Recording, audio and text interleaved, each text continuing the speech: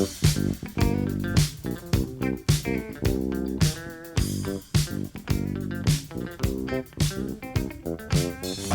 cookies. I love cookies. I love cookies. I love cookies.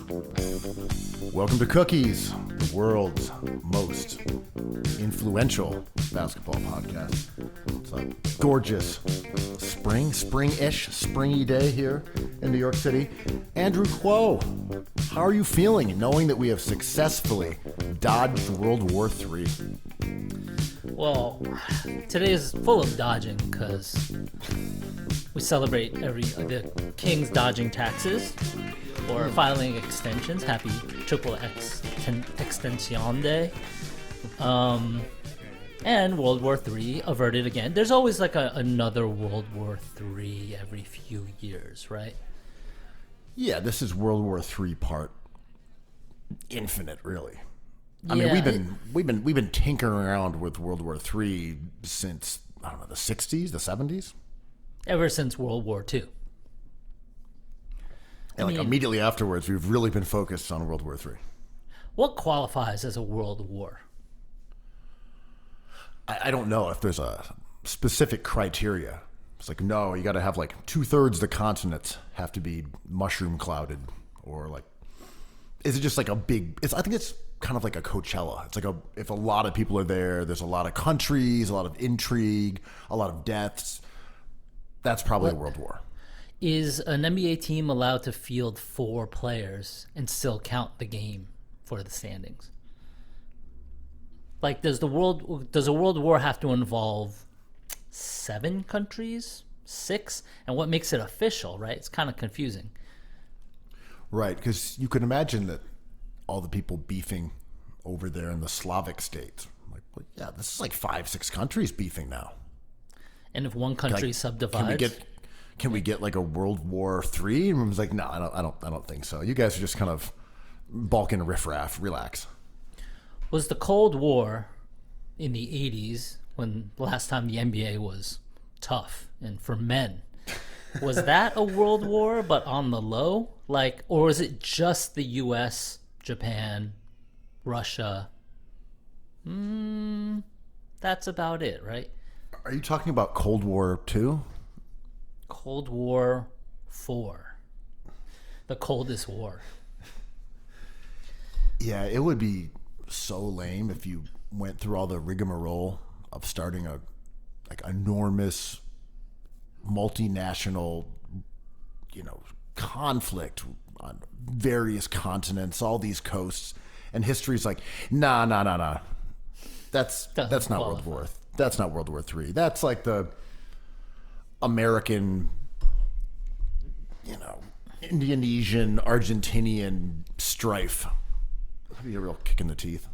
Listen, bing bong, the Knicks are the number 2 seed. It's like, what are you talking about? All the other teams lost on purpose. What do you mean they kind of just won by 1 game? Well, they're number 2, right? It's like, well, technically, yes. We're a world war, aren't we? I'm pretty sure we're engaging in a world war. I don't know, man. It's like Switzerland's like, can we get in on this? It's like, you don't really count. You're half a country. Hey, we'd love to be neutral in World War III. It's not even that, man. It's not even World War III. Come on. Do countries like sidle up? It's just like, if one country in the Middle East is acting crazy, and they got homies out in the world, and the homies are like, well, we can't ditch them at the bar. They're gonna like get beat up, and like we came with them, so we got to stick around and kind of like brush our shoulders off a little bit. Does that count? Well, these are tricky questions, Andrew, and Yeah. Thankfully we have a man in charge with the elegant, delicate touch of a French pastry maker. Yeah, thank God it's not Bernie Sanders. Woof. I don't know, man. This is why I'm not into politics at all, because on a micro level and a macro level, It's fucking impossible to figure out, man. I don't know. Do you want to do the right thing, or do you want to be elected because you have the right thing in mind? I mean, look, I got it all figured out. So I mean, people really want to know the answers. Just confer with me. I'll sort you guys out right away. You know, I just feel like my voice isn't being heard on like a World War III level, and that's why we drop these perfect pods instead. Should be New York Times. Word War 3. We could be solving the world's problems, but we've dedicated our craft to talking hoops. Yeah, I mean, on to lighter topics. What about O.J. Simpson? Rest in peace to that guy. In peace? Rest in peace? Fly high, OJ. Yeah. Less controversial topics. I mean, OJ's a good one. We gotta talk about the juice no longer being loose and so forth. One of the GOAT content providers of our entire lifetimes. Like, where were you when the White Bronco happened? We were all watching hoops. That's right. That's right. Knicks fans, day ones, watching that. Was that Knicks Pacers? Or was that Knicks Heat? I forget which one. But I want to say it was Knicks Heat, but I forget. It was a Knicks game. They cut away for the White Bronco with AJ Cowlings, Al Cowlings, his chauffeur cruising through the highways. Cowlings is like, I went to the bar with this guy. I can't leave him behind.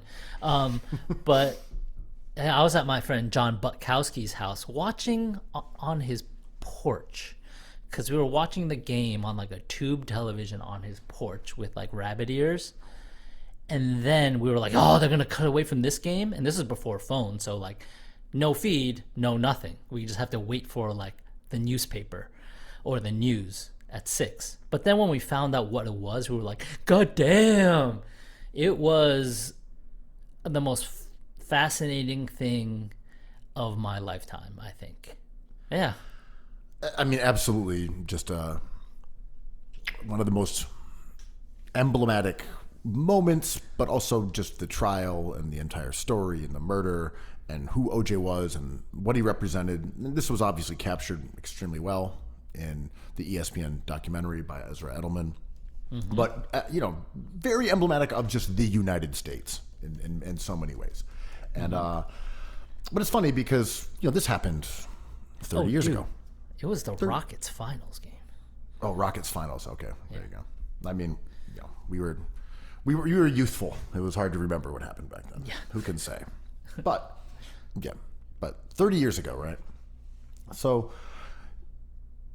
it's funny that he still is such a triggering presence for people, even after he went to jail for a long time, which was kind of some trumped up charges, but because he'd gotten off of the original murder charges, which was really attributable to the LAPD not doing its job and having planted evidence and compromised police investigators and so forth.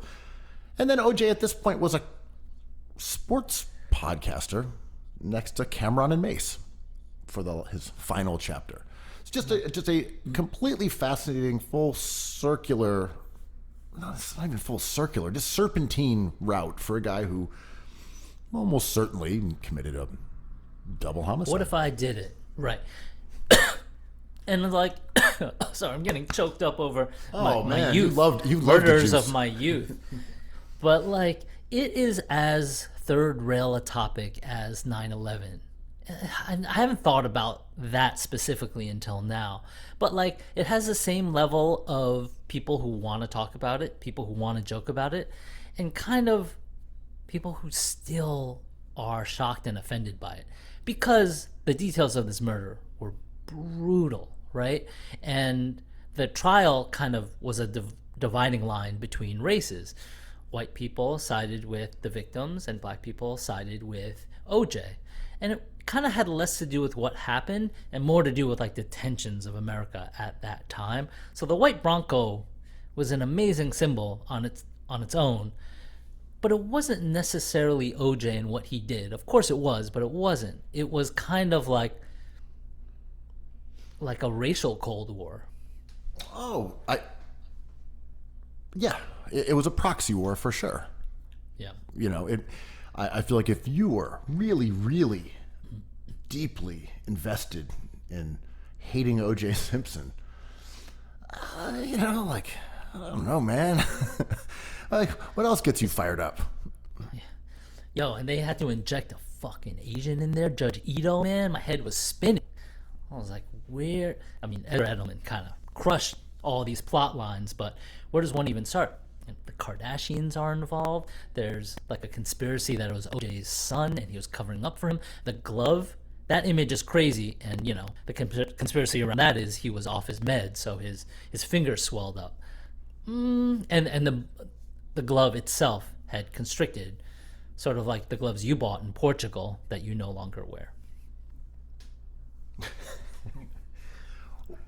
What do you think about the name Lancito? Lancito? A child. Mm-hmm. You know, it's Lance Ito, but you just turned it into one name. It's like Little Lance. That cultural combo kind of works like a little bit, right? Like, I like that. Lancito. Yeah.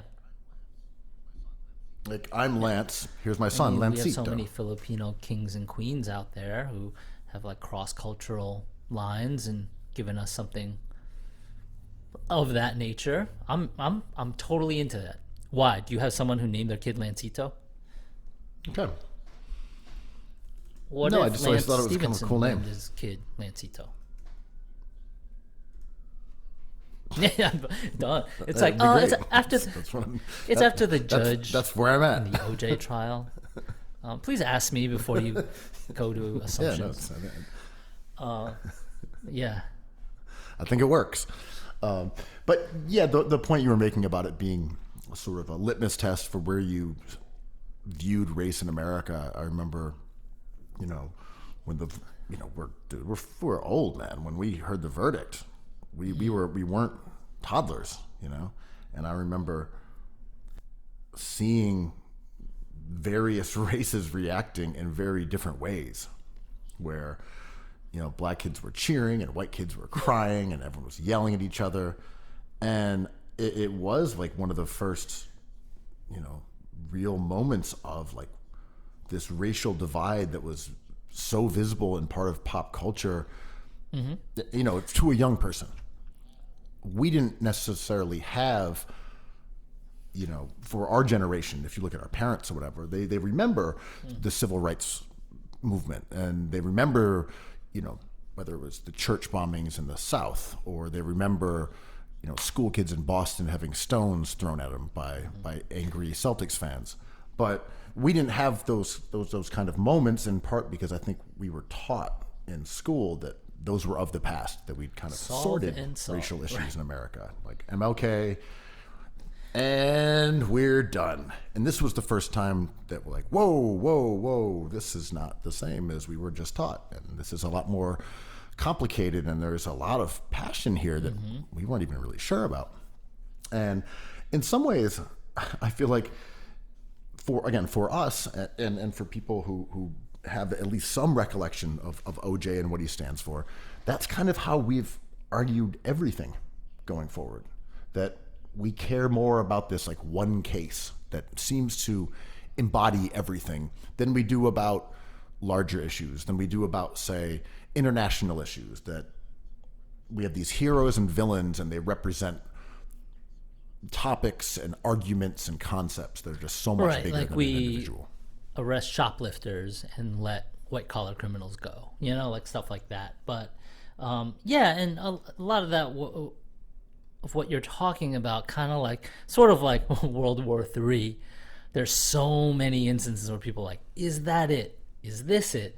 And the origins of the way we think and talk on the internet kind of gets spread out across many things. But OJ is one of those points, right, where people can say the way we fight each other on the internet kind of has this origin story with this thing, because we're not talking about these murders anymore. We're talking about reacting to the person who believes a certain way. So it's like, do you think he did it? It's like, well, I just don't want those people to be right.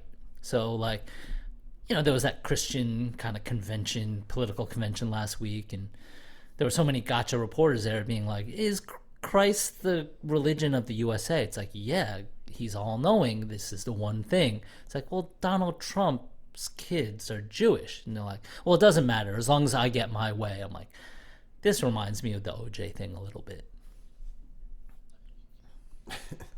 I mean, even on a obviously much smaller level, but in the same way, you saw some of the responses to, Caitlin Clark and Angel Reese.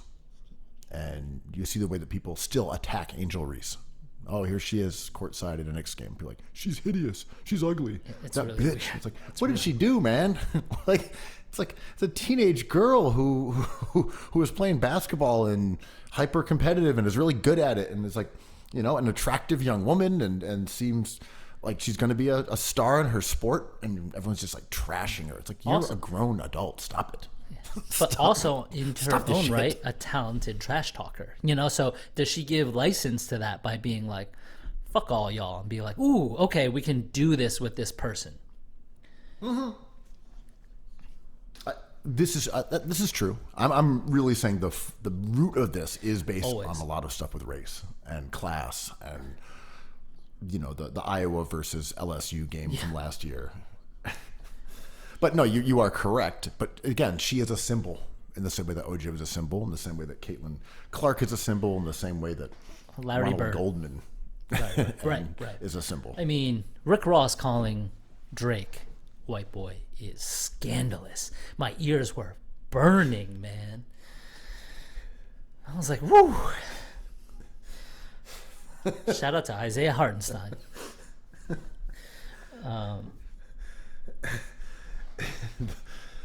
Oh yeah, the bright skins. I've been spending. Yeah, go ahead. I've been spending. Yeah, go ahead. Oh, I was gonna. Dude, this is really at a impasse here. I'm gonna Spending a lot of demand time that in you. like fancy Brooklyn, whether that be at the vet or like a weird birthday party, or like a food item I want to consume. But we're talking Cobble Hill, Borum Hill, Park Slope, Clinton Hill.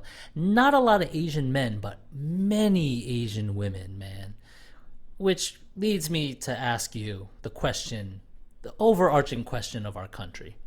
Did you watch Shogun this week?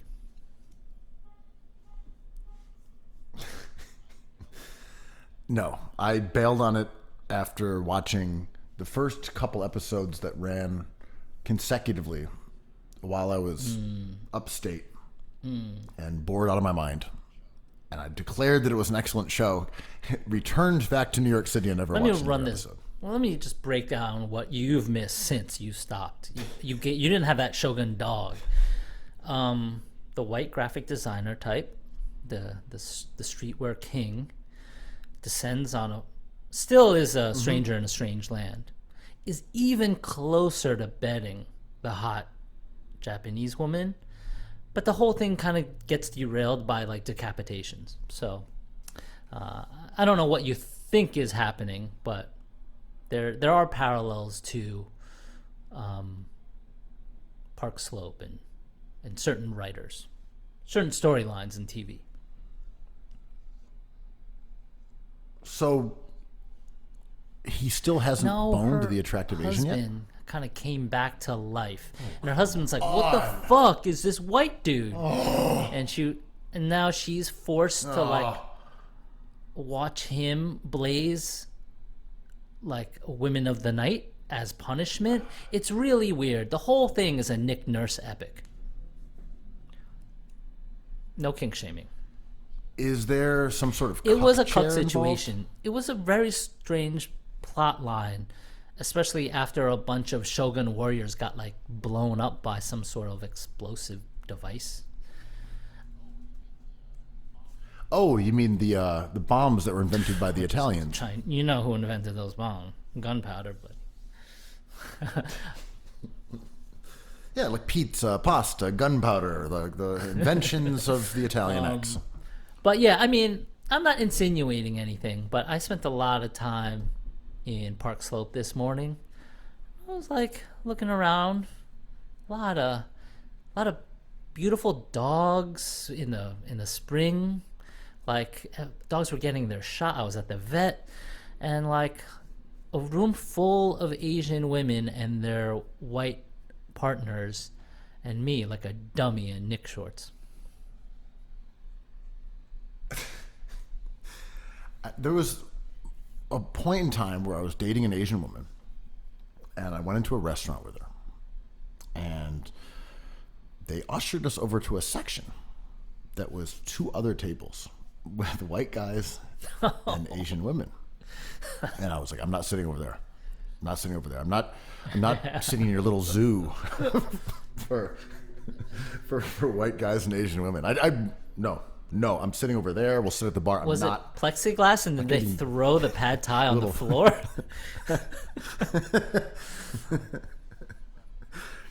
There's plexiglass, but we were allowed on the side of the staff. Yeah, I mean, obviously I have no qualms about this, but it's on my mind because I also finished Tokyo Vice. So that's done.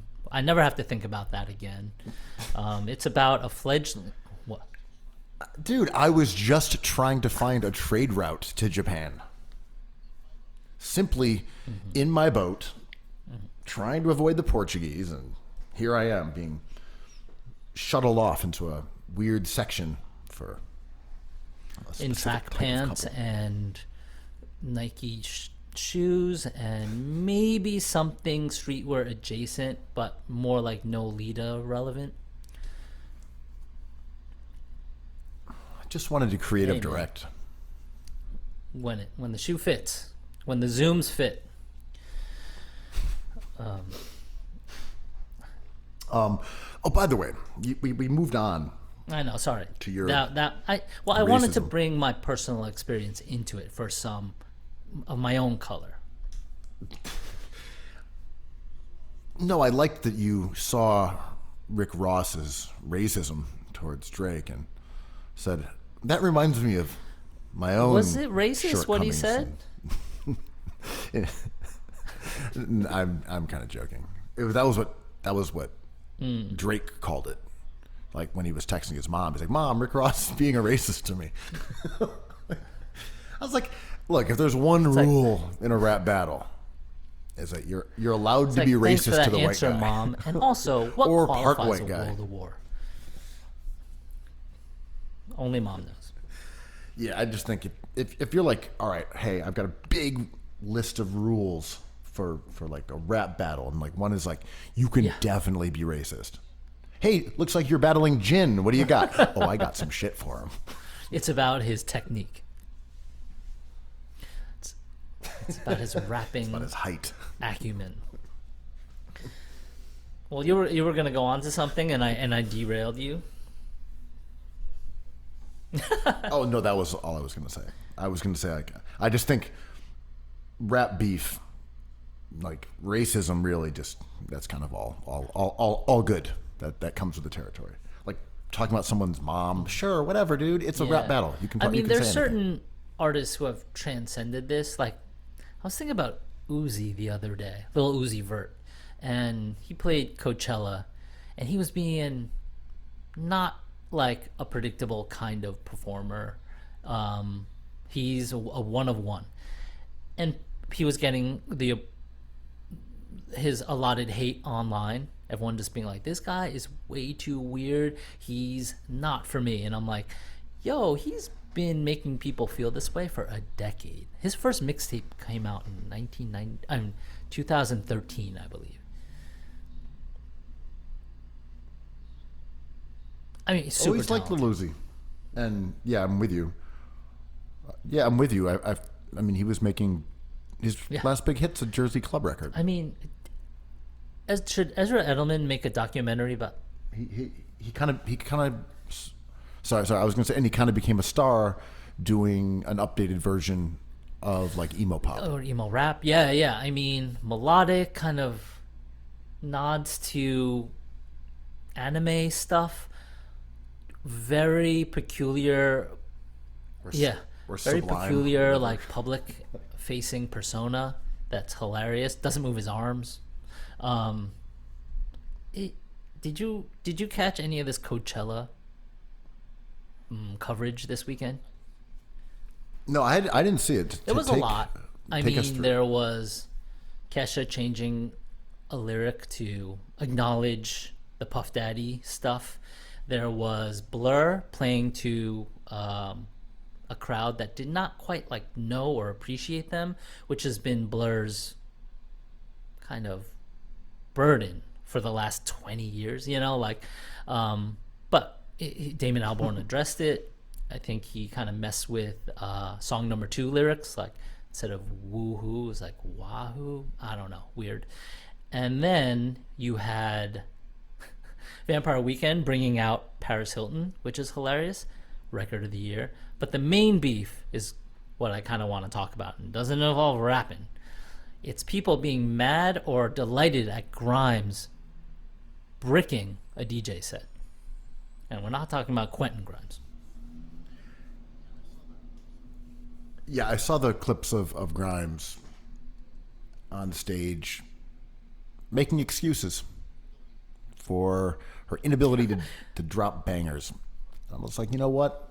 A carpenter doesn't blame their tools. She Grimes. could have done a 400 BPM set, and it being Grimes would have been like, okay, we couldn't dance to it, but that was kind of interesting and on brand with what she does. She kind of unlocks all these grievances that people have, mostly like sexism and all that. So every time she kind of has an incident like this, and this isn't the first time, people are like, she's such a fraud. What the hell? Also, your beef is someone's beef with billionaires could come up, technology. She encompasses a lot of things that people love to air their opinions about. Yeah, she's kind of another litmus test in that way. She doesn't necessarily stand for much at this point, but she stands for all types of things if you view her as a totem in those ways. I mean, if just by herself, you're like, well, unless you've been really paying attention to Grimes, which I have not, she's far more famous for her relationship with Elon Musk or her Twitter personality than coming out with one really awesome song like 15 years ago. Yeah, I mean, yeah. Like, that song's great. Absolute banger of a record. Fantastic. I'm not sure what she's done since then artistically, and I'm saying that with like the full acknowledgement that I haven't really been I paying think attention her to it. celebrity persona kind of has carried her farther than her musical output, which is like the exact opposite of someone like Vampire Weekend, who's like another great record. So they're just like this traditional version of an artist that way. But Grimes is controversial, especially when she names her kids like mathematical equations and languages that no one is quite sure the origination of. Like, she's weird, and not unlike a player like Ben Simmons. She's like, I hate how you're doing it. You have been good, and I hate that you represent like a generation that pokes or sticks a, what's the right phrase? Pokes their nose into previous generations, like turns their nose up at previous generations, you know. And she's not quite a Zoomer or millennial. Like, she trying to creep up on alpha drama. Yeah, and again, this is all just inescapable from Cybertruck. Elon Musk. That fucking Cybertruck, man. So much content about that fucking Cybertruck. People are so mad at Elon that they're just like, show us this truck. And they're like, don't. I read all those comments. It's wild, man. The Cybertruck debate is like one person being like, hey, it's the gas pedal fell off and I almost died. And other people being like, that's a psyop for you to take down our man, Elon. I'm like, this is crazy.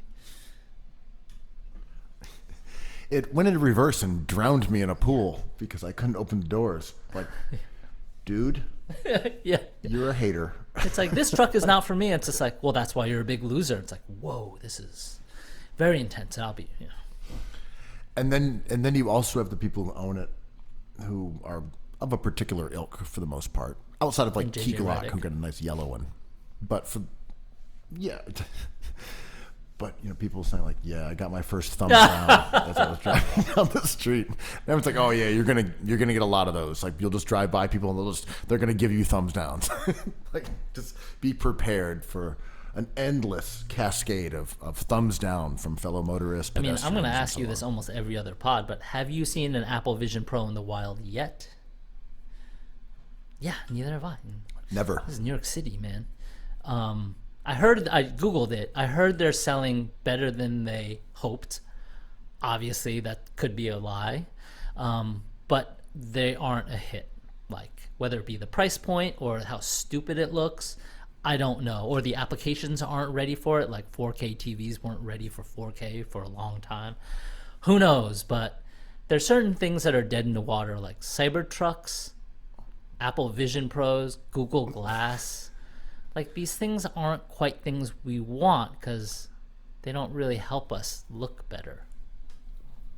I read one article and it said that like somewhere between 80 and 90% of the Apple Vision Pro now just sit on cuck chairs. Whoa. Like that's where you can find them. You go into a room, you're like, "Oh, you have Apple Vision Pro. Where's your cuck chair?" "Oh, right, it's over there." And you will find your headgear. So I guess in the finale of Shogun, it's going to be an Apple Vision Pro resting on a tatami mat. It's like, here's your cuck mat. God damn it. All right, let me put these on. Okay, what we're doing? Crazy. I'm Nick Nurse. Ooh, tell me where to look. Yeah, I don't know. There's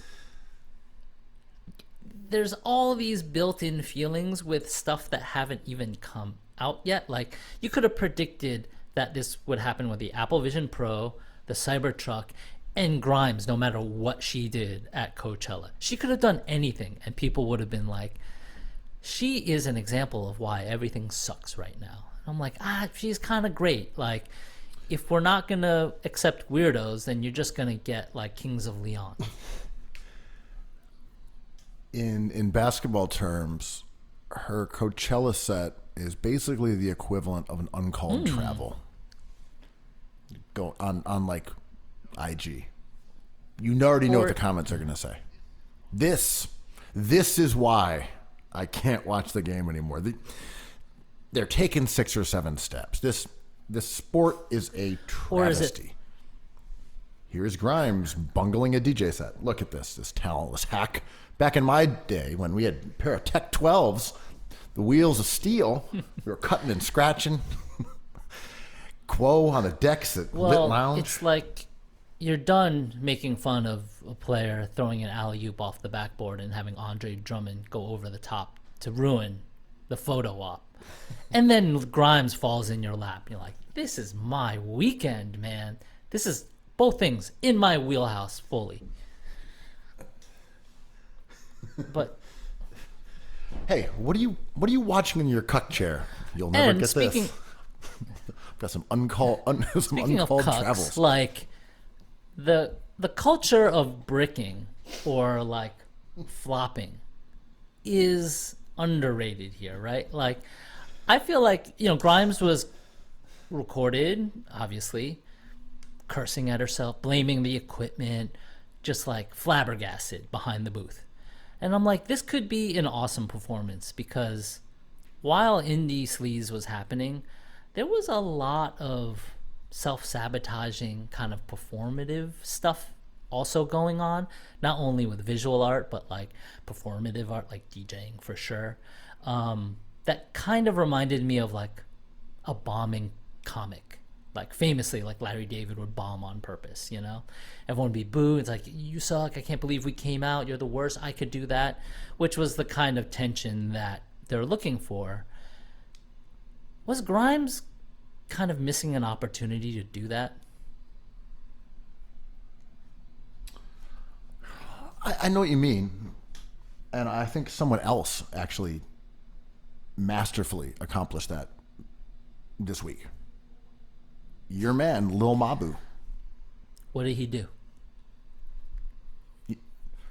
So there's a video that went viral of everyone's favorite New York drill rapper, Lil Mabu, of him at a video shoot So a quick clip, and he has a I saw gun this. with, like a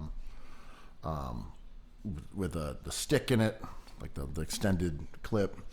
And I think so. I've only seen it twice. And has it, and he sticks it in his waistband, and he's kind of on the side of a car with a few of his buddies next to him, and they're recording this. And as he pulls the gun out to sort of gesture with it, he accidentally licks off a shot. And the sound that I'm going to make would be like a bow, for example. Well, was he trying to tank? Was he tanking? What's the outcome? Well, that's what I mean. Everyone's like, this is the funniest video I've ever seen. And the joke here is like that, yeah, he's like this white rapper who's not really, a street guy, but he pretends to be one. And look at him mishandling a gun. That's hilarious. And like he kind of exposes himself. It's straight out of 8 Mile. The guy accidentally shooting himself, whatever his name was, Cheddar Bob. So my question here is, did he just fake it because he knew that this would be the More response? people certainly saw that and talked about him than if the video went off as planned, right? Especially in an era where everybody's like, that video's staged, and most of the times that's right. But no one really questioned that. And I'm like, right, it could have been a brilliant bombing strategy. Right? I mean, if he just put a blank in the gun, and then he's like, we're gonna be shooting this little clip, and I'm gonna be rapping, and I'm gonna accidentally shoot the gun off, and then we're gonna be like, oh shit, and cut the recording. There's nothing right. And that'll go viral.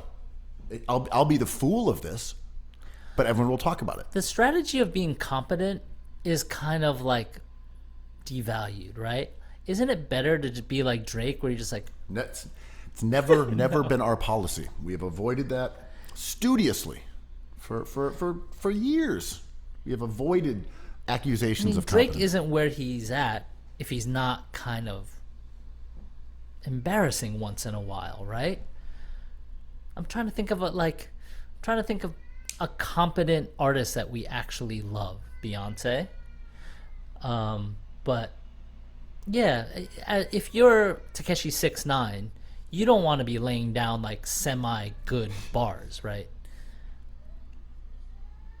Well, isn't this like the J. Cole dynamic? I mean, I've never heard him, but I assume that he has a core competency that I I heard would he looks find like Tobias repelling. Harris, which would go along with this theory. Yeah, I think he's probably too competent for what I'm looking Competent for enough. in my art. Like, good for like a huge contract, half a decade on the Sixers, that kind of competent. No all-star all-star teams, but an assassin. Like you're a competent basketball player who's never made an all-star team, but you're also an assassin. Speaking of assassins, although it's more of an espionage show than anything else, more of a spy, more tradecraft. Did you catch the first episode of did. The Sympathizer on HBO Max last night?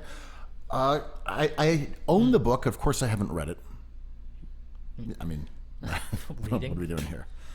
Yeah. But I've heard good things about it, and people seem to really like it. And this is directed by one of the OGs of Korean cinema, by Park Chan-wook. And I enjoyed the first episode. I don't know about you. Do you want me to tell people more about it? What it's Do it. The setting is so it's basically about a double agent during the Vietnam War, and he's working with the South Koreans and the Americans, but he's And on it's behalf fictionalized, of right? North Korea. And it's fictionalized, like it's historical but fictionalized, and it's essentially the first episode deals with the fall of Hanoi. Yeah, and it is wacky. I believe Robert Downey Jr. co-produced it, so he's in it in costume, being wacky as usual. I have a very low tolerance for that guy. Respect to the second act of his life, but like, it's not my favorite actor. And the whole thing is very garish, kind of like there's a wink to it that I don't really find myself being drawn to, but it is an interesting enough plot line where like it's no Undoing, but I will watch it every Sunday. I thought that it was a little showy to start in terms of the gambit of jumping around in time and felt a little unnecessary. But then it kind of went to a more conventional structure after that. At first, it was like 1 day ago, 2 days ago, 4 days ago. And you're like, wait, why are we doing all this? And it was just kind of a reveal of who the character is and what he knew to give some background on. Let me whatever, tell you what he'd how been I up got to here. before the fall of Hanoi. Yeah. It was very much that, and I thought it was a little over the top in terms of it being complicated, but then they just kind of chilled out and rolled with it. So I enjoyed it. I'm gonna keep watching. It's funny that the show couldn't just all be Asian people. You have to have Robert Downey Jr. in there, which is, I get it. You know, it's like they aren't exclusively speaking Vietnamese because there has to be some sort of entry point. It got me thinking, like, when people say like we're at the end times and like life, there's conflict in the Middle East and like there's these evils that have been front facing in our lifetime. And then when I was a kid, there was so much of Hollywood that was based around Vietnam, and that shit was horrible. And they were claiming end of times then too, and I try to find myself like wanting out of this like circular kind of historical cultural kind of pattern where it's just like, oh damn, are we doing like the Blur show at Coachella? Like, I love Blur, I love music, I'm a Damon Albarn fan, but like, can I get off this train? And this show felt like I was back on that train. From my understanding, I don't know how much it goes back and forth with Vietnam. Like, that may be recurrent, but I think it's mostly or largely set in South Central Los Angeles. Huge. So I think that's kind of where it goes from here. But yeah, no spoilers, but I believe I don't. Again, it may be flashbacks. I don't know exactly because I have obviously not read the book. But I do know that it is largely set actually in America, so that's why having people who speak English. And I'm anticipating like episode 4, where we all kind of know Robert Downey Jr. revisits his Tropic Thunder character as Ice Cube.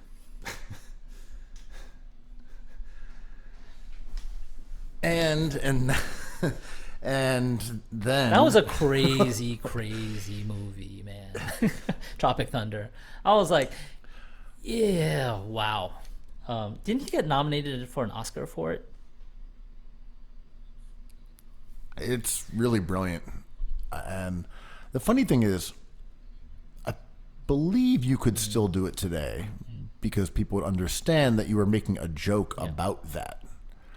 But when clips show up, you'll see people reacting the wrong way. And that's kind of when you understand the passage of time. Like, oh, right, this is old enough that people who are, say, in their late teens or early 20s don't really have an adult comprehension of this particular movie and just think of it as something from the past that has aged poorly versus something that was always intended to be funny. I mean, this goes outrageous. Both ways, right? It goes with 90s basketball being like, that is the ultimate. Michael Jordan, perfect, never missed a shot in his life.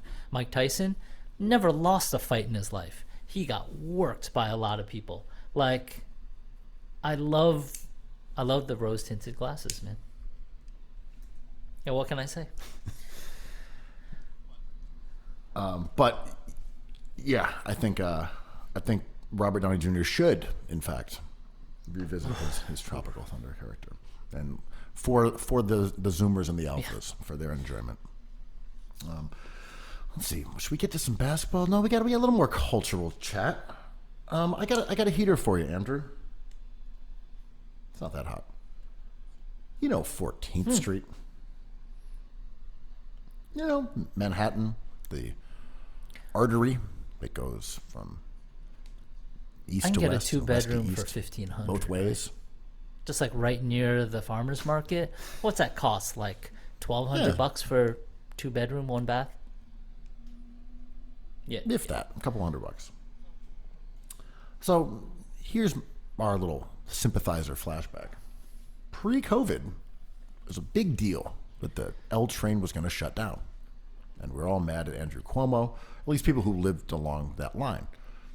And it was going to be shut down sometimes at night, sometimes at weekends, sometimes for a long period of time. And there was a plan that it was going to shut down for several months at least, while they fixed things so that you could have a larger volume of trains going through, going back and forth, like just rotating through and shifting through closer apart. And it was something to do with the way they had to turn around, I believe, that just you couldn't compact them enough to deal with the amount of people who needed to ride the L train.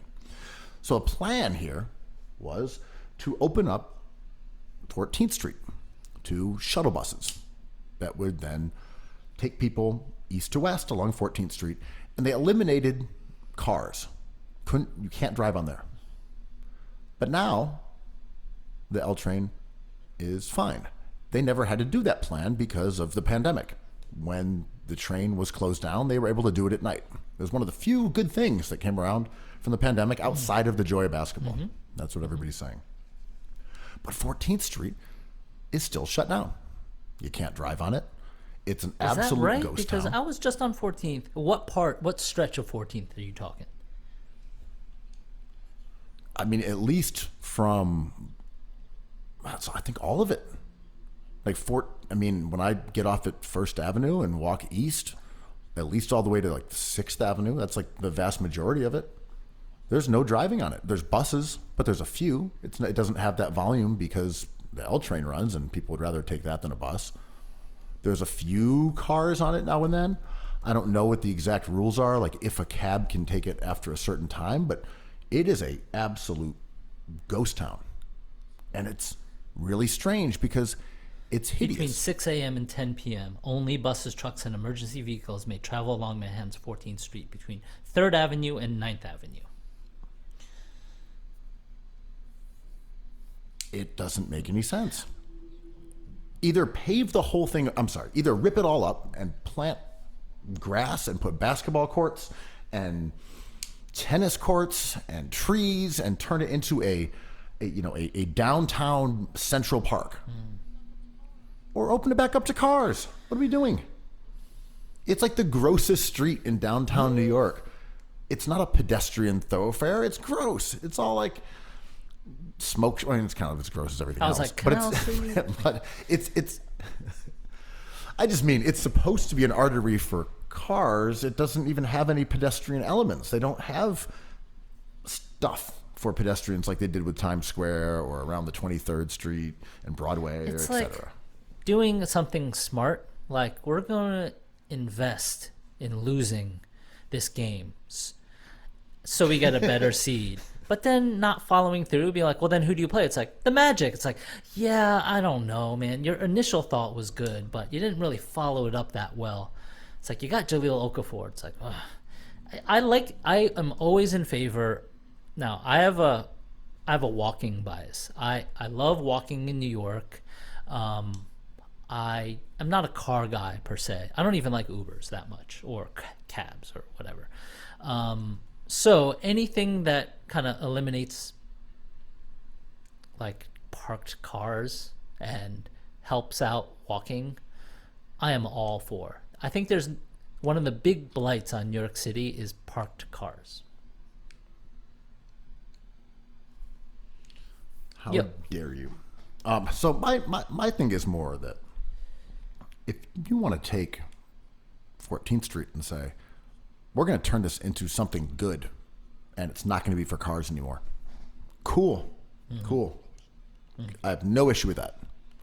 But it just being this 6 lanes of concrete that's sitting there, well, do something with it. This isn't a solution. This is just the weird aftermath of an idea and a solution that was imperfect from years ago that is no longer addressing a problem. It's just a bizarre, wide open thoroughfare with no one on it. And it's still gross. And this is my congestion parking take. Or congestion traffic take. I just don't think it should be economic based. Like, say, hey, if your license plate ends in this number or this letter, you can't drive in the city this day, or no one can drive this day, or from these times. I'm okay with that stuff. I just don't like it being economically based, where someone who has a lot of money and has disposable cash to pay 15, 20 bucks, whatever, every time they come in and out of, Manhattan, can do it frivolously and drive around without caring because they're chipping in, this amount of cash. And someone who doesn't have that money has to say, oh, I can't be paying $50 a week to be driving in. That's a real burden for me. Now I have to take public transportation, which, takes a lot longer and is more inconvenient. I can't bring stuff, but it's the economic decision to make. I just don't like that we've turned driving into yet another thing that favors people with more money, because parking in the city is the same, and taking cabs is the same. It's basically just saying, if you don't have the money to pay to play, you should be in public transportation. Reminds me of Merrick Garland. I believe he fined Apple $2 billion for business practices he thought were counterintuitive to a societal degree of fairness. And it's talking about the Apple Store not opening its shop doors to everybody. And Apple in general is a company that outdates things or just gives you a little bit to nibble on, but has the whole thing, but strings you along, where these items kind of lurch at a snail's pace towards the thing you want. And Merrick Garland doing that to a company like Apple was warranted. I was kind of into it. But also I was like, but that's exactly what the government does, right? Not to get all weird, but with healthcare and Medicaid and Medicare and all that. It's they never quite give us what we want, but they give us enough where just we're really reliant on it. Is this not the culture of New York City? It's we're going to make you guys understand what the solution is, but you're never going to get it. Well, it's kind of I forget the exact terminology. It's the carbon credits or whatever it is, where it's okay, you can pollute, but you just have to pay us more if you pollute. Oh, okay. And it helps. Yeah. Fair. And this fair is where enough. I get mad at Merrick Garland, or this is how Trump is so successful, right? Because he doesn't believe this shit, but he tells people who do see it and being yo, they're taking an advantage of you guys, because the rich guys like me can still afford this. It's you who can't. So everything's the same for everyone except for you. I mean, he's a huckster, but this is how he gained his popularity, right? It's they're screwing you over. They're not screwing me over. Well, right. It's why do you think Mayor Bloomberg loved congestion pricing? It's because he's super rich and now there's less traffic. He can just whisk around wherever he wants to go. Doesn't matter to him. He's got billions and billions of dollars. Hey, you got your little junky beater that you want to take into the city? Well, now you can't. Sorry. You got to think about that if you want to really drive that into the city. I think you're better off taking, the subway. It's more kind of your speed. I'm Mayor Bloomberg. So that's my beef with it. I'm not even pro car overall. I'm not, saying, we should, always take the car drivers into account. If you want to shut down whole sections of the city that are not accessible to vehicles, go for it. I think the inconvenience of driving is part of life in New York City. And if you want to get behind the wheel and sit in traffic, that's the choice you're making. And you want to burn gas and you want to sit on the bridge and you want to be annoyed. You want your insurance and the aggravation of parking, all part of the game. I just don't like that you can take something that's a bit egalitarian in that way and now say, actually, they're just going to make it based on money. I'm a bus boy. So I do agree that hey, if you want to pay the tax of having a car, which is really, it's time as much as it is money. If you want to wait in traffic at 4 p.m. on certain bridges or certain avenues, you choose that. But then if you're a bus that's packed to the gills with people trying to get somewhere and you're behind 40 cars with like 50 passengers in those 40 cars. It's like, well, that's why they think they're shutting down 14th Street, so that congestion kind of alleviates, if indeed the buses are running at like a standard pace. Yeah, again, I'm just for it being not based on pay to play. Again, well, hey, can't take the bus during rush hour. I'm sorry, can't take the bridge during rush hour. Or you can only take this one, and that's for cars that aren't buses or workers. Whatever, do annoying rules that you have to like work your way around. I just don't like it that if you have the disposable income, then you can just zip around town to your own delight, with everyone else, being unable to afford it. That's my beef. Yeah, I mean, I don't know what makes a better city, because you would assume the people who have cars already have a leg up on the people who don't have cars. So is this an affront on like the middle class of New York City? Yeah, sort of. I mean, I don't know. I feel like there is a the anti-car brigade will always bring up that idea that like, well, car owners have more money. Sometimes not. Yeah. But it's like, no, I mean, they like that argument. I'm saying they like to bring that up, and that is certainly true in some ways. That people who don't have any money at all rarely have vehicles. Like that. Right. That's true. I also just mean that the barrier to entry having a car in New York, if you get something used, is not that crazy when you consider what rent costs and so on. What is it like? Okay, so you're near the farmers market. You're near the old ass Barnes and Nobles, Paragon. Okay, I wanna have a situation like Friends. I want to live with two of my buddies. 3-bedroom, 2-bath. What could it be? $900? $300 a head? I don't think you're maybe. I mean, there's $750. rats everywhere and roaches. Like, no one's gonna pay premium for that.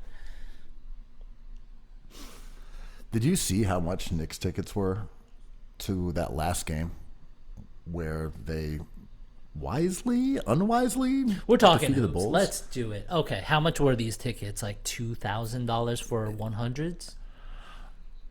Like anywhere pretty good in the 100. Yeah, in the 100s was like. Does it come with a $800 free Lavo meatball? Yo, Avenue is gone. Did you see that? I just walked by.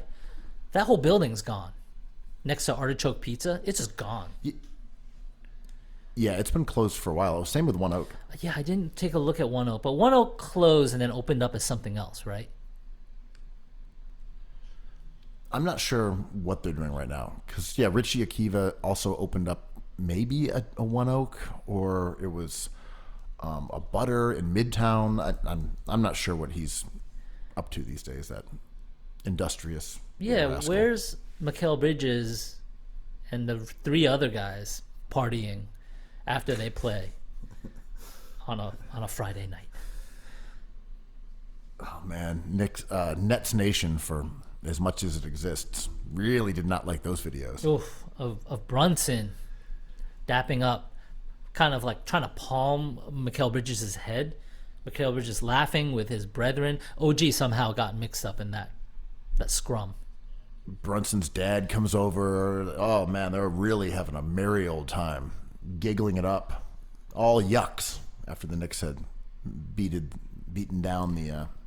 Actually, I think that was a pretty close game. The beleaguered Kobe Brooklyn Bryant Nets. would never fraternize with the opposing team, especially in a loss. Mikal Bridges, you are no Kobe Bryant. I mean, yeah. So beyond, I'm trying to figure out how do we talk about the Knicks here though. Let's talk Knicks. You are the number 2 seed, Mr. Quo. You did it. You said, I want this win. I want to get out there. I want to beat the Bulls. If it means Dante has to play 57 minutes, do it. We need to be the 2 seed. And here you are. Knicks are the 2 seed. I don't watch Knicks games, maybe on Russian streaming sites, to lose. Every quarter, every half, every game must be a W. I accept nothing less. I am that psychopathic streaming fan. I thought they made a mistake last night. I'm just going to come out and say it. Like, I think there's a game within a game, and you look for value where you can find it, whether that be in the draft, in ping pong balls, or in a bracket matchup, because their matchup is going to dictate their success, and their success in the postseason is going to dictate the narrative around this whole season. And getting to 50 wins is not important, man. Like, we're talking about how great this season was, which it was. I had fun. Only 3 more, maybe 4 more wins than the Pacers. Over out west, a 50-win season gets you like a 5, 6, 7 seed. Like, the Knicks are good, but like they're right in the middle of the NBA. Well, yeah, they got 50 wins. Out west, the Pelicans are in the play-in with 49 That's what I'm wins. saying, right? And so the rumor is, allegedly, the Cleveland Cavaliers lost on purpose and the Bucks lost on purpose because they were trying to avoid your Philadelphia 76ers. The 76ers or the Heat. But, Or you the know, one or the other, those two teams are going to bounce one of them, right? Can they both make it into I have not taken a deep dive, but I don't think they can both make it into the playoffs. Sure, They can? definitely. The way that it works is Miami and Philadelphia are in the play-in game, the first one, and then or the first round, if you will, and then the winner of that Right. will go and play against the Yeah. 2 seed, which is now the Knicks, and the loser plays the winner of Chicago Atlanta, and then the winner of that game plays the Celtics. I hope No, that no, wasn't no. too annoying. Yes, but that's good. that's so if Miami or Philadelphia loses the first game and wins the second, they will play Boston. I love it. It's great. As we talked about on the last pod, I thought avoiding Joel Embiid was smart. Now that he kind of had an injury scare, I think the Knicks could beat them. They might get swept too. I'm not going to declare anything because I'm not sure.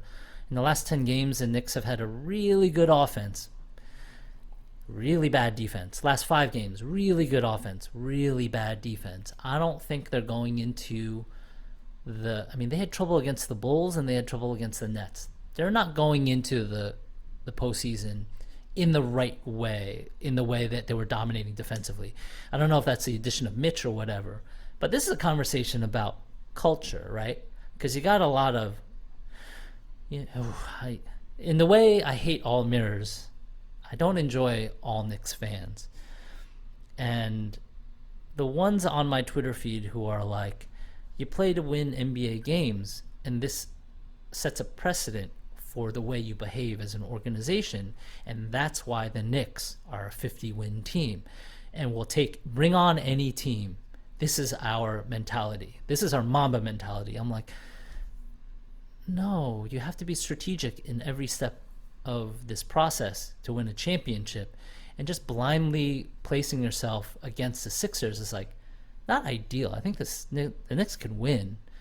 I just don't think you have to ignore advanced metrics, the draft, or like placement.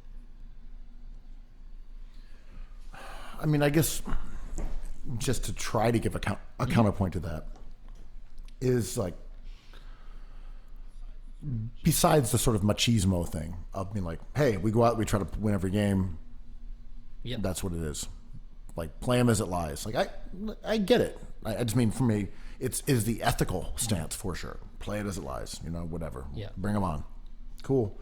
And I would say that you could look at it and present this as, well, look, if we're trying to win a title here, whether we play Philly or Miami in the first round or the second, doesn't really matter. We're going to play the person from the other side of that bracket in round 2. So we got to get through them all. It is what it is.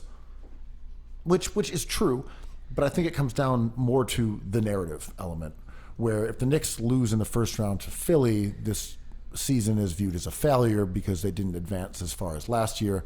If they lose to Philly in like a 7-game series in the second round, people would say, well, they went a little further than they did against the Heat, but they lost to a better team. They didn't have Randall. It's still viewed as a success, I think. So, right, from a narrative standpoint, they have less, or they have maybe a tougher road to being deemed successful But in terms of winning a championship, it's kind of the same, just in terms of who you play.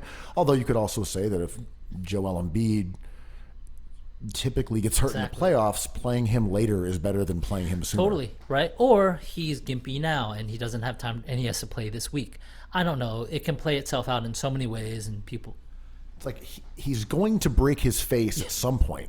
So let's just wait to play him until his nose has been shattered by Triple J or on the Heat, or Jimmy Butler. And then, when he's wearing the mask, we can beat him. He's destined to have like a bandage wrapped around his offhand, right? Like a big ball.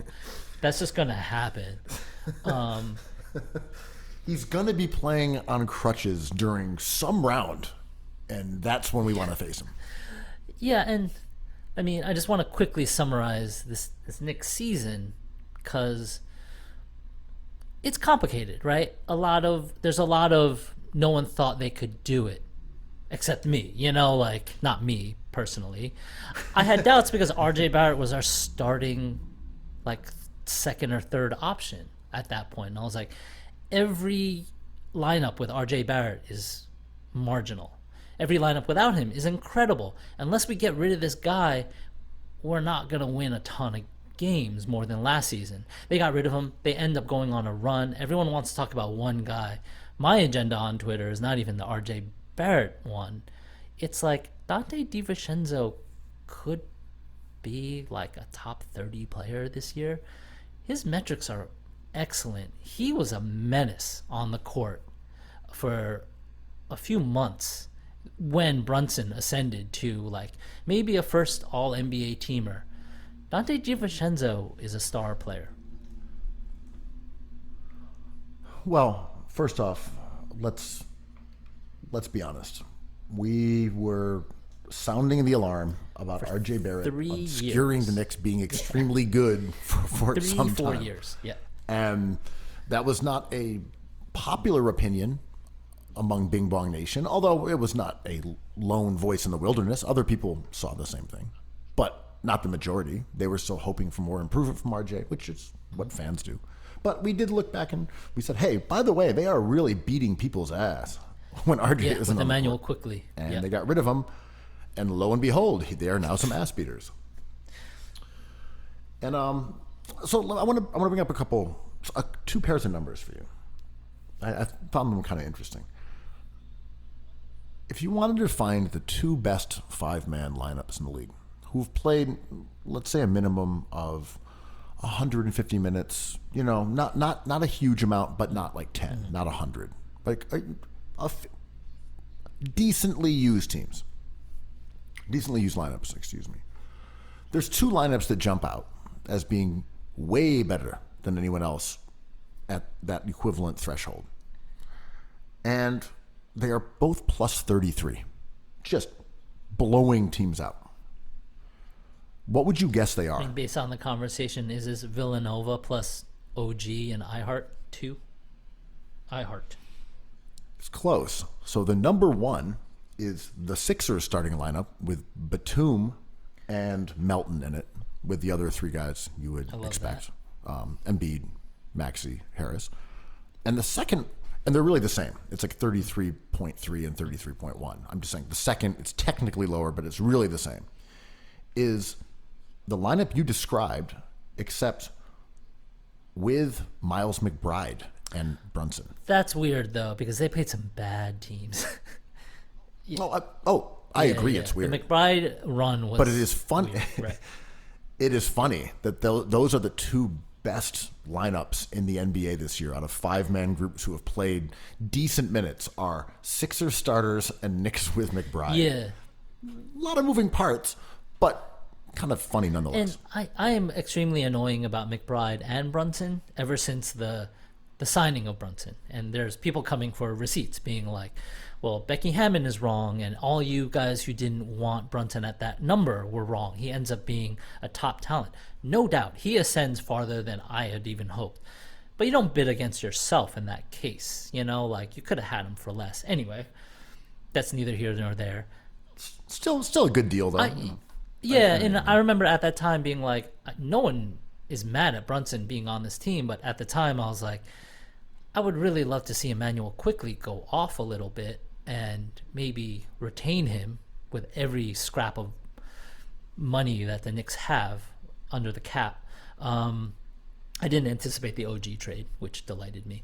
But Becky Hammon has, I think, a win-win here, because the Knicks have to win the finals for her to be wrong. Her contention was the Knicks don't, having a 1A or just short guards, and this is McBride related, is like not great for winning a championship. We have not seen that a lot. There's been Isaiah Thomas and Steph Curry, who's not even that short, but Steph Curry is like an unreal player. So like if they eventually lose and don't win a championship, she's going to be right. If they eventually win, like the whole universe is shocked and happy. That's really improbable. But the McBride Brunson games, that rock block of games, were wonderful. Those were thrilling games. They were against not the best competition, and McBride and Brunson were getting torched a little bit. There's no kind of mistake why recently their defense has fallen into the 20s in ranking. Yeah, Knicks units who have Brunson and Miles McBride in the court together played about 280 possessions or something like that. They're plus 22 with incredible offense and like pretty good defense. But again, this is not a huge sample size, and also so much in these kind of lineup situations is based on. It's not a bad thing. Being good is good. I'm not trying. Yeah, no, I'm with you. I'm just saying they've been pretty good, and I mean they've been very successful with those two guys on the court. But they are both smaller guards, and we'll see how it plays out against better teams, especially ones that have bigger guys. Caruso, yeah. Go ahead. Sorry. No, I'm saying you were right. Like I thought Brunson lit up the Celtics the last time they played, but you could see how he wasn't able to get to those little turnarounds in the lane and his little pull-up jumpers because of the size of their guards. He still shredded them, but it was really with threes and attacking the basket. Bigger guards can take away his bread and butter a little bit. Yeah, we saw Caruso in that Bulls situation in the last game kind of bother him in a way that is going to happen in the playoffs. I expect Brunson to have legendary nights next week. Fortunately, no one traded for Caruso, because Caruso at this point might be the best perimeter defender in the league. I was screaming for it on this podcast, perfect podcast, and on Twitter. Like, he was the player I desperately wanted, but I don't know. Like, I don't want to sit Dante for that. Dante's off the ball shenanigans are like excellent. There's no mistake. He played with Steph Curry. Like his off ball stuff really helps Brunson. But Caruso, also the fact that he is just able to absolutely chuck shots at a level that I did not really understand. That corner, he likes a corner. Yeah. Like but just to let it rip, and that volume with accuracy in the 38-40% range. It doesn't even matter whether it's 38 or 40%. Just high accuracy at a volume that's like 12 per 100 possessions or whatever it is, second only to Steph Curry. Crazy. I mean, amazing pickup, and does so much for their spacing and their offense. Possibly the best contract in the league. They have him under team control for the next 3 years after this for like around $10 million, I think. But I can't remember if it's 2 after this or 3 after this, but yeah, either way, great contract. Yeah, and he takes the right angles. He's a menace, or he's a pest. He's not Caruso, but he's an annoying defender. There's not much perimeter players can do defensively at that height, but he does enough. So just to clarify, he has 3 years after this, as you said, at basically 11.5, 12 and a half, talking millies, and he's 27 right now. Incredible. So you're basically getting him through his prime at, I would say, half price at minimum. Yeah. He someone might pay him 30. Yeah. with the current salary rates, but they would definitely pay him 25, and you're paying him half. Absolutely. And he has already been through the gauntlet of huge games with Steph Curry and Mike Budenholzer. Like, incredible. Like, you got him at the right time with the right kind of experience. The Bucks really miss him. 15 threes per 100 possessions. He's a... Just Am I wrong? one of the highest rates maybe in Am I history. wrong? Is he not a star? Like, he had a good season. Maybe it was an outlier. I can admit that. Like, Grayson Allen also had a great season who just got extended today. But Dante is better than the tier of Jaylen Brown and maybe DeMar DeRozan. Oh, easily. I think Jaylen Brown for sure. But this is not a Jaylen Brown podcast. No. I think I would say, not to use BPM religiously here, just as like a very lazy Was it like thumbprint. 3.6 or something? His is like 3.4 right now, which basically means that you are a very valuable player or potentially a star. So the guys who are around him are right after him are Chet Holmgren, Fred VanVleet, Anthony Edwards, Paul George, Tyrese Maxey, McCollum, Jarrett Allen, Booker, Mobley, Fox. Yeah, man. So that's what we're Yeah, talking these are about. stars. Yeah. And the guys above him are Hartenstein, Conley, Markkanen, Horford, Barnes, Zion, Derek White. Yeah. It's really good role player Yeah. or star, but not a super elite star. I'm not trying... Yeah. Even though I like a lot of those guys mentioned a lot. I think a lot of those guys Yeah. are awesome. And I'm not trying to depreciate Jalen Brunson. I think him being talked about replacing Tatum in the first team All NBA is like a compelling argument. All right, let's have it then, Andrew. Let's have that. So this is the first year where no position, there's no position requirement. So it could be 5 guards or 5 setters. It doesn't matter. And this is important, right? Because the 2 backcourt players are locked in. They're Shai Gilgeous-Alexander and Luka Doncic. But forget the backcourt, right? That's locked in. You It's cannot all just. touch those 2.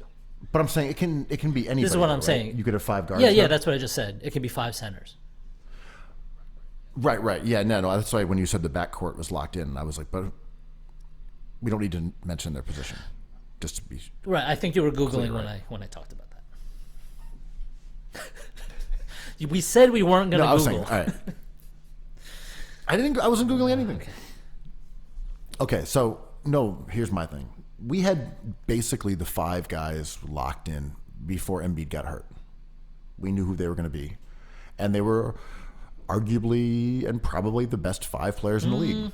And the guys I was going to say were you had Jokic, Embiid, Giannis, Luka, SGA. Okay, right.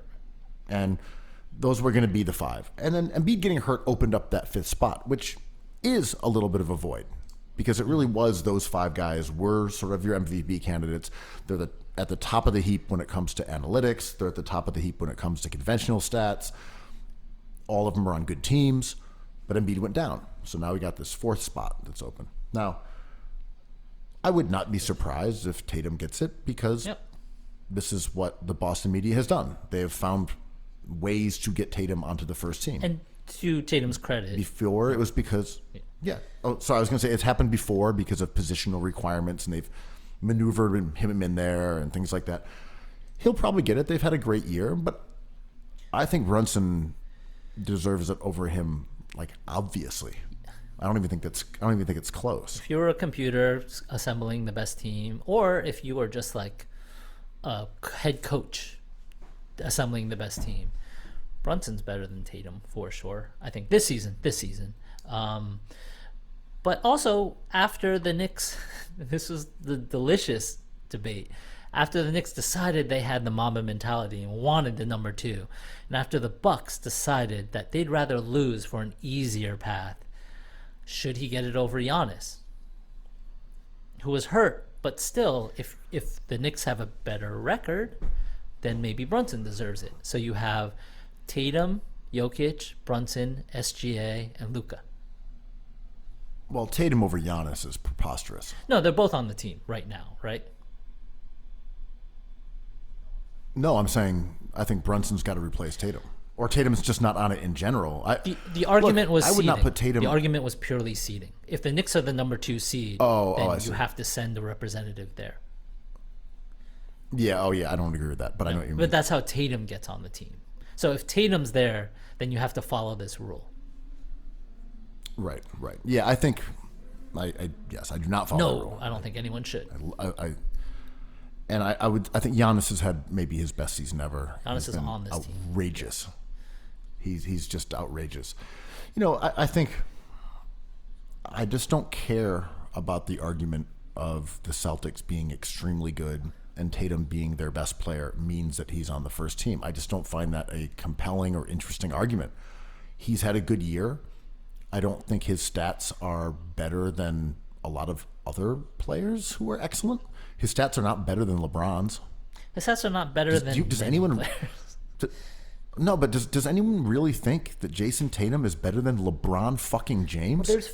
LeBron has better stats.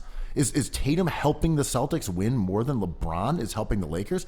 No, it's LeBron James, man. What are we doing? But there's fatigue and reverse fatigue, and then fatigue again, right? LeBron is basically like a garbage plate at this point. You love it, but you know, like there's the garbage plate discourse has gone through so many cycles. I've been trying to jump off this bus for a decade. I'm just tired of it. So like, I think LeBron, in the way that voters wouldn't give, I mean, Joel is a wonderful MVP. He deserves it. But the reasoning behind voters not giving it to Jokic is the reason why LeBron doesn't get respect. Yeah, I can see that. But for example, with LeBron on the court, the Lakers are 10 points better than when he is off the court. Now, if you looked at, another kind of player in that same category of obviously amazingly good players, like let's say Kevin Durant, the Suns are about 7 points better with him on the floor. Jason Tatum, last time I checked, they were 1 point better with him on the court. So, again, this is not saying he hasn't had a good year. He has. Oh, I'm sorry.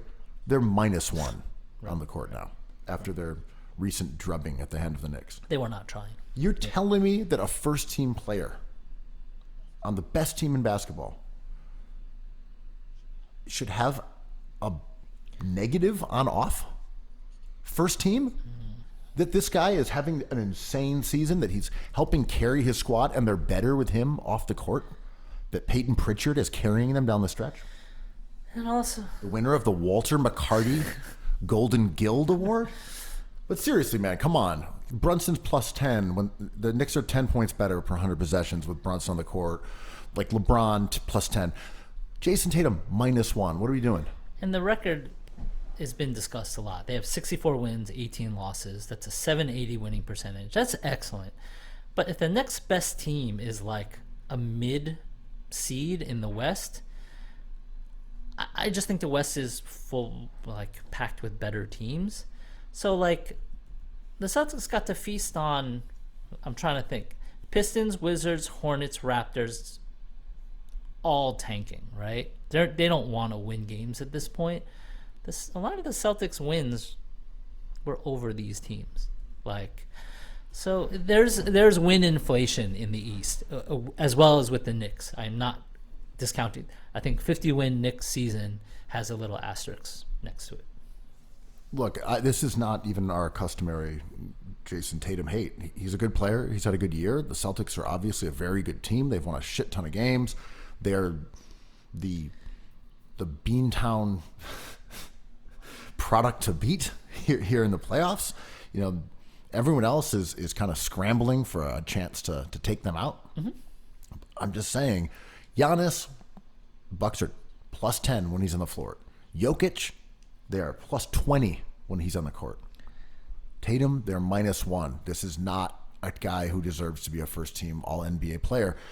And we can say, well, he's being punished for having a really good team around him. It's like, well, no, not necessarily, but we also don't need to reward him for that. Let's just ignore it. And we'll just look at his numbers, and they're good. Are they better than Sabonis? No. Are they better than LeBron? No. Are they better than KD? Actually, probably not. Kawhi. We're not saying he can't be on an all-NBA team. There's 3 of them. He just shouldn't be there over Brunson, who has gone out there and done it. He's gone out there and won games, carried his squad, and has better numbers than Tatum anyway. Yeah, and I think this is a shadow of Jordan originalism, where in order to talk about a good team, there has to be the head. The head of the snake, right? There has to be one guy with that dog. You cannot mention Scottie Pippen to Jordan originalists. That ruins the whole mystique. And Knicks fans do this all the time. This is kind of like my pet peeve, is to create the mythology of Brunson. It comes at the cost of what Leon Rose envisioned. These wonderful players that surround Brunson are just awesome. And the same with the Celtics. It's our human nature to want to pick a reason why the team has a soul, but it might not have a soul. It might not have a beating heart. Do you know what I mean? It might be fungus. It might be just like spread out everywhere. They're delicious stat pig truffles. Yeah, my final point, and this is just one sentence on this all NBA first team, is just that if you're gonna cite the Celtics record as a reason that Jason Tatum should be on the first team all NBA, you also need to cite the fact that they're better with him on the bench. Or as good. I mean, those are the rules. Slightly. Jaylen Brown's gonna make one of the 3 teams, isn't he? He's going on one of these 3 teams. Yeah, they'll probably. He's probably going to be on the second team with Brunson, which is crazy. Jaylen Brown statistically is worse than he was last year, when he was worse than he was the year before. And I've just checked the cleaning the glass numbers on Tatum. They're actually even more than 1 point per 100 possessions worse, because the cleaning the glass gets rid of garbage time. So it's actually, they're 2 points better with him on the bench than him on They the got a good team, man. I like Derek White. Kristaps Porzingis is one of my favorite Knicks ever. Yeah. I like that team. I like Al Horford. I don't know. Sheesh. They're a stacked squad. Just saying, I think there are more worthy candidates than the guy who is the best player or one of the best players on a team with a ton of wins. That I just don't think that's criteria enough, in my opinion, because of what I said, the on and off numbers, and because guys like LeBron have just done more for their team. And I think someone like Sabonis is a deeply unsexy guy to put in the cuck chair, but a really good candidate. I mean, Sabonis is freaking great. He's like kind of the poor man's Jokic. He's so unsexy. He didn't even make the All-Star team. No, you don't even like you. If he's in the room and you're in the cuck chair, you're putting on the Google Glass. You're putting on the Vision Pro. It's like, Sabonis, more Saboni, Saboni everywhere. It's a bone zone. Yeah. So I don't know. Were you okay with the Cavs and Bucks losing on purpose? Yeah, I think, sure, part of it is like a be careful what you wish for situation, where if you're the Bucks, you're like, we escaped playing Miami or Philly. Yeah, but the Pacers have beaten your ass like all season long. That's not right? a bad team. Yeah, the Pacers aren't they playing? Let me Google this. Isn't it Cleveland, Orlando, Yeah, and I think then it's Bucks against Cleveland, the Pacers? Orlando. Isn't that right? I think that's right. I mean, Orlando's good. These are big teams. Like the addition of Pascal Siakam, like, did not hurt the Pacers. Halliburton's injury is a story. I think Halliburton would have been like an MVP candidate. He never recovered from his injury. He's just like not quite the same. He's not the defensive presence he was before the injury or the scorer. The passing is still there.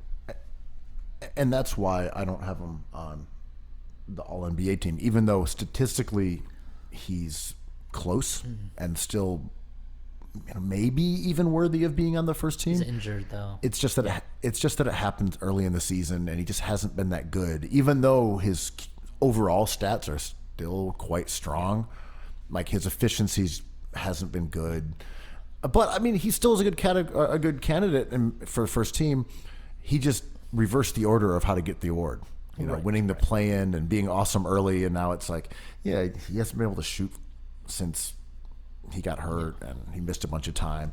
But yeah, so I'm not putting him on a first team, even though if you just went based off the numbers, he might actually deserve it because he was so fantastic early. Yeah, and he's kind of like, he revealed himself to be kind of a cringe fashion dude, so that doesn't help him.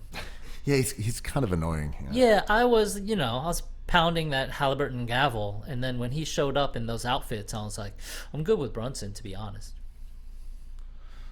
So they beat the Bucks in November. They beat the Bucks in December. They lost to the Bucks another time in December. It doesn't count, right? Like health was. Well, then they beat the Bucks in early January. But Giannis is hurt. Then they beat the Bucks. But then they beat the Bucks again in early January. I think Giannis was playing there. So they are 4-1 against the Bucks. But I'm saying Giannis is hurt now. So like. Oh right. I just mean there's a lot of moving parts. I just mean that when you say, "Hey, we're gonna lose on purpose, and we're gonna play this team that's beaten us 4 out of 5 times," we'll see. I just think the Hawks are the one team that is a pushover. I don't even think the Bulls, how unsexy they are an easy out. I think the East, playing within the East, is there's no easy path to the Eastern Conference Finals. No, I agree. I think. All right, here's how I'd view the two brackets here, the two conferences. I think the East has a nice amount of ancient enemies. There is actual feelings of some animosity historically here, fan bases that don't like each other, and some fan bases who wouldn't like each other but haven't played in a while. Like, we haven't had a good Sixers-Knicks showdown in a long time because the teams haven't been good at the same time. But now that's possible. The Cookies Civil War. Yeah, even the Ice Tray versus MSG thing has kind of faded. Yeah. So I'm saying there is potential for, like, Knicks, Sixers, Celtics, Heat. Like, some organizations that don't like each other, fan bases that don't like each other. There's some good tension building in that conference. Mm-hmm. The West is a little different, where there is some of that, like Dallas Clippers. There's some bad blood and some playoff matchups from the past few years. But mostly it's just that all the teams are good and like highly watchable. We don't have like a Spurs team pre-Wemby that snuck in there. We don't have a Utah Jazz team. Everybody kind of has their style of play or has superstars or is just pretty good. I think the West is just delightful. The Clippers have been my J. Cole this year. I've watched so many Clippers games where I can't even see. It's just like blurry. Just like, yeah, they have a couple of Hall of Famers on this team. I like Terrence Mann, but like I can't really be excited about them. I like James Harden. I like Paul George. I like Kawhi Leonard. They're all players that I think are extremely good and have attributes that I enjoy watching. And I'm still kind of with you. I've tried to watch their games, and I just can't quite catch the vibe. Yeah. I feel like I get more of a vibe from Phoenix, who is also fairly vibeless, than I do from the Clippers. There's no there. I'm just like, okay, what am I supposed to feel? I'm like, nothing. Yeah, the Suns are the same thing. Like, this was supposed to be Booker's year. And he ends up, I think, in the top 10 of the NBA Kia MVP ladder. But he doesn't really present himself as the big dog that I thought he was going to elevate himself to. And that might be because he's been asked to handle point guard duties, and that's a whole different challenge for him. And obviously, we know that fans and voters and writers don't really love guys who facilitate as much as buckets. And the KD is also, I've spent so much time in my life thinking about KD, I've almost forgotten about him. And Bradley Beal, I could respect to that king, but I don't really care about Bradley Beal. I'm a Bol Bol fan. If it weren't for Bol Bol, I just would not really watch 20 Phoenix Suns games. Beal is a strange one. I feel like he's gotten smaller since he got to Phoenix. He's shrinking already? Yeah, I don't know if there's taller players around him, or I just didn't realize how little he was. He just feels like he's 6'2" now versus feeling like a kind of like bigger guard. I don't know what it is. He's like fragile and He had that leg shortening surgery. he was sick of being asked to get things off of shelves and wanted to live in a toadstool. Yeah, I don't know why. He just doesn't seem to have a like sort of star quality now. He's just like a little guy running around. His injuries have hurt his first step so much where he looks smaller because he can't create space like he used to. That's my take on it.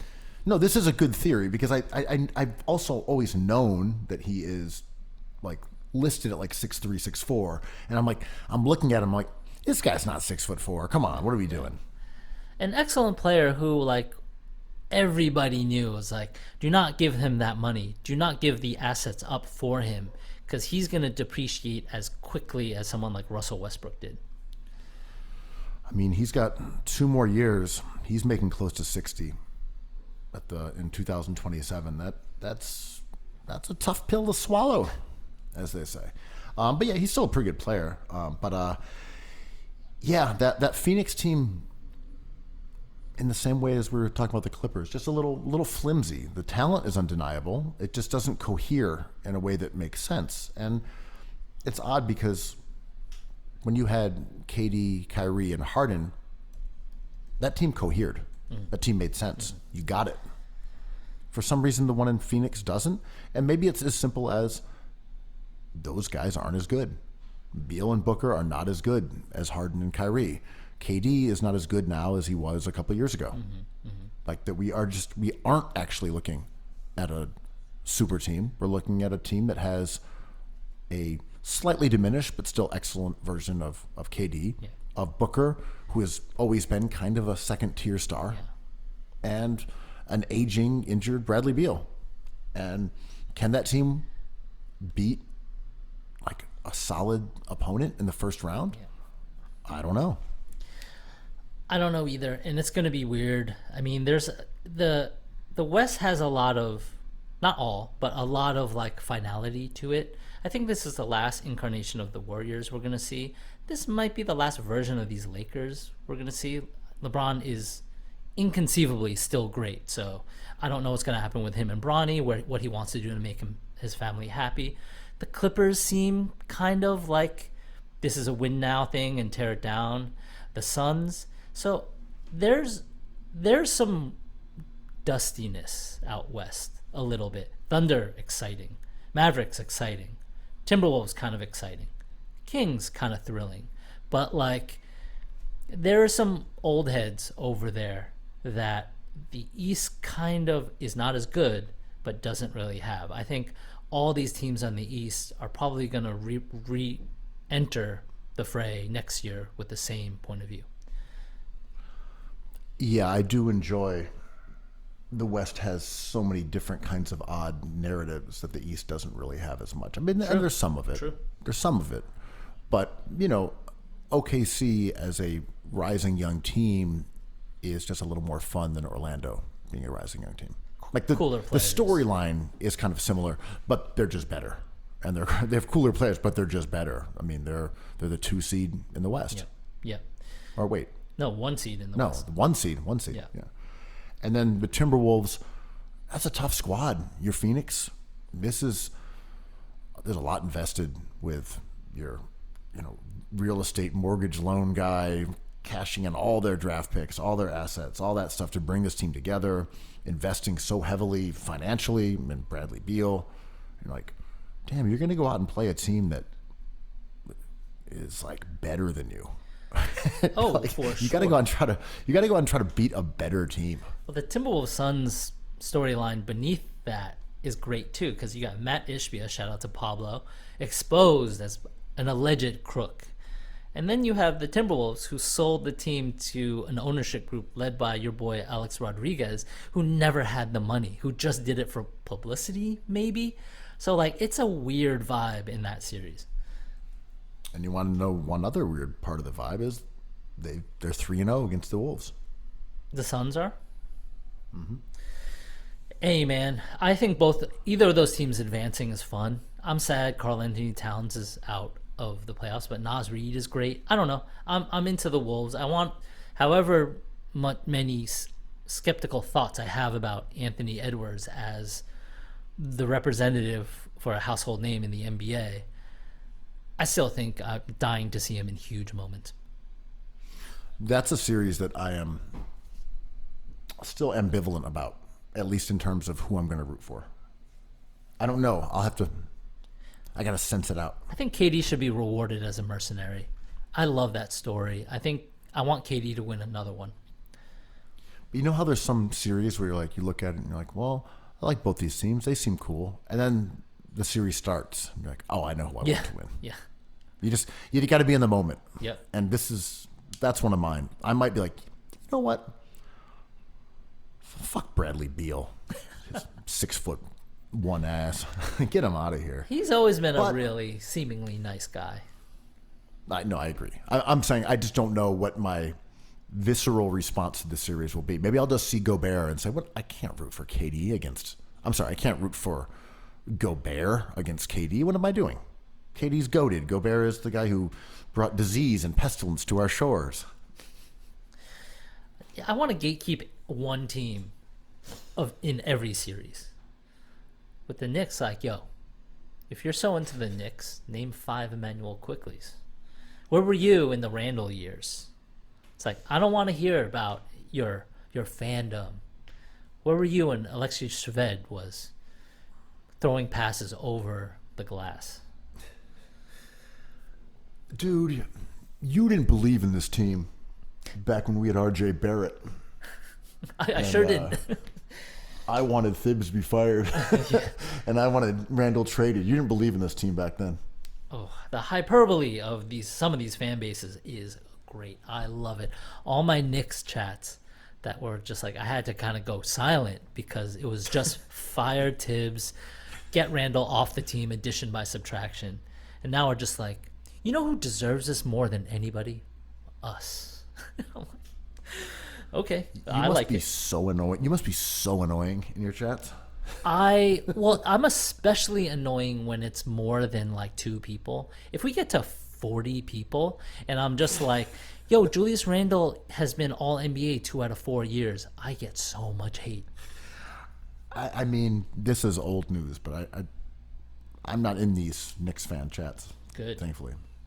But I remember you talking about one of them where they re-signed Barrett and everyone was celebrating. And you're like, hey, guys, tell me one thing he's good at. Yeah, so annoying. So Just annoying. imagine the seething that's coming from the vibrating phone, just with pulsing with the rage of indignant Knicks fans that you would dare question R.J. Barrett, who was, in fact, not good at anything. It was musical. At first it was like, fuck you, man, you're not a real fan, to like, you're just trying to like be different. And then someone with the bridge just being like, dude, I don't understand why you don't believe in your own team. Stuff like that. It's hilarious. Just talking about another East Coast team here for a second. I mean, we've already mentioned it, but this Allen Iverson statue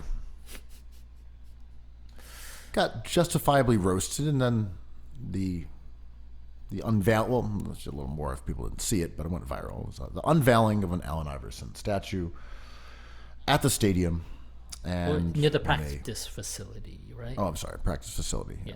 I think so. I think that's correct. Like the Walk And of Fame.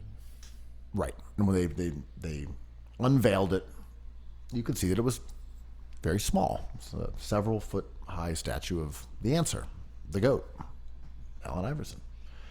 And people were like, well, why is he getting a G.I. Joe character? Why isn't he getting a looming statue to demonstrate how important he is to the city and this franchise and the culture of basketball? And the Sixers' explanation made sense, was that they're all small. And you can see there's a photo of Charles Barkley next to a small Charles Barkley, and so on. I think we should make a big Iverson statue, like me and you. An AI statue. Where would we put it? I think it's got to be crossing over like that, like Ben Franklin thing or whatever it is. Or who's that? Oh, Penn. William Penn in Philly. Is Penn Station Because there's a rule where it's like no building could be taller than this William Penn statue. So you got to have AI just like crossing the hell out of them. Well, let's hope Biden wins the election, because they're going to rename Pennsylvania. So maybe we can piggyback that and place multiple correctly sized AI statues throughout the whole city of Iversonia. It should be extremely tall. It should be at least as big as Rocky. So Rocky is apparently 6 feet tall, which is basically just life size. Yeah, but Sly Stallone was not. With his gloves raised, like from foot to glove, because Stallone was a short king, right? Yeah, it's some bullshit to me though. Iverson deserves a huge statue. Iverson deserves a life-size statue. Yeah, or I think even like 7 times life size would be cool. That's a big ass statue. That's a lot of bronze, bro. It's a lot of bronze. Yeah, but basically it should be kind of like Christ the Redeemer in Brazil. Like you should be able to graze it and glaze it when you're flying over in an airplane. It'd be hard to glaze a statue that tall. I guess if you're in a helicopter, right? Yeah, I think it just should be really glazable, is what I'm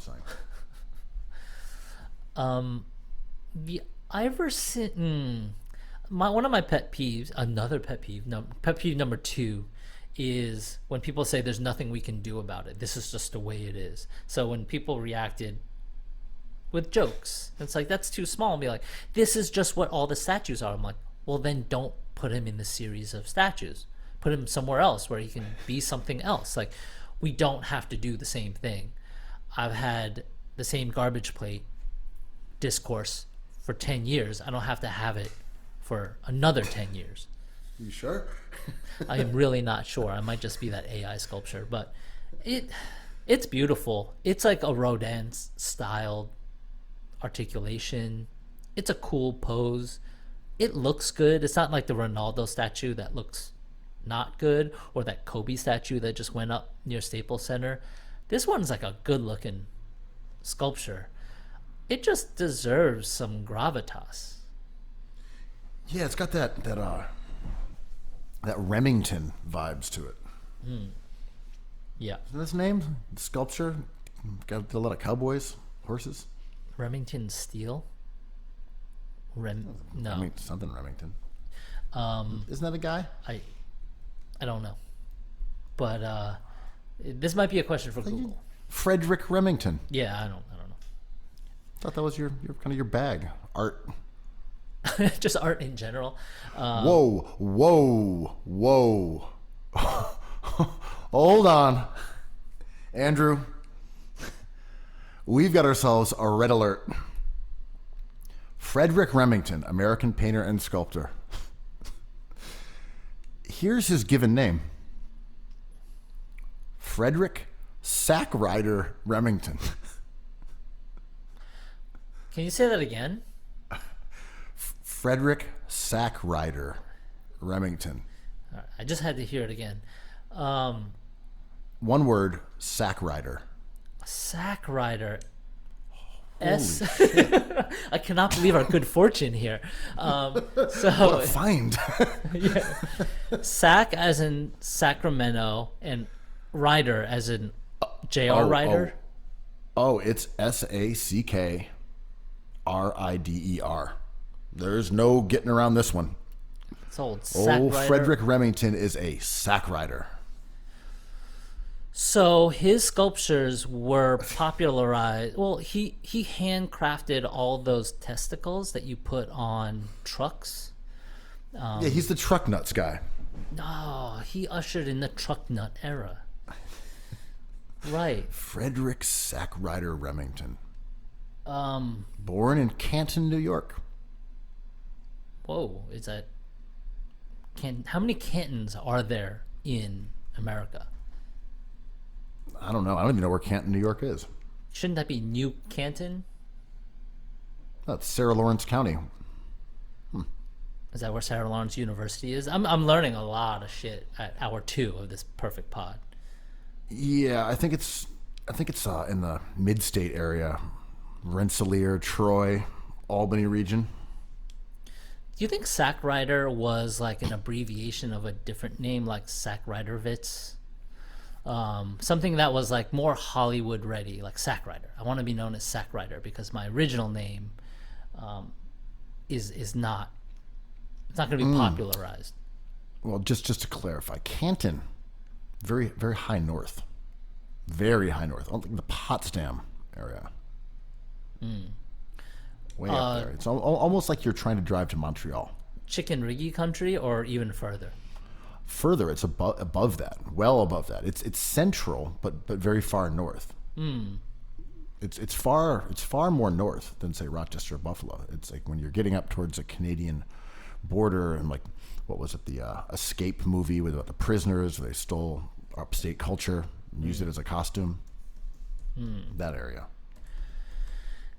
Did he ride for the Kings? Was he like a Peja Day One, C-Web head? Was he Mitch Richmond Stan? No. Do I have the right? I have the wrong. He's a team. Saboner guy for sure. Saboner, yeah. Look, I'm sorry to waylay this pod, but that was an incredible piece of information that we unearthed. Yeah, I just threw it into Google. There's a company called Sack Rider and Company Inc. Ooh, what kind of products can we purchase from them? It's an accounting firm. It all comes together on April 15th. Unbelievable. Accounting firm serving Vigo County and the surrounding area. Just incredible luck. I'm astounded by not only the kind of information we were able to glean from these sack riders, but how well everything has meshed together. It's as if it's written in the stars or fated, really. Hold on, I'm getting an email from my accountant, Sack Rider and Company Inc. They're telling me the IRS is trying to fuck me. You know who else is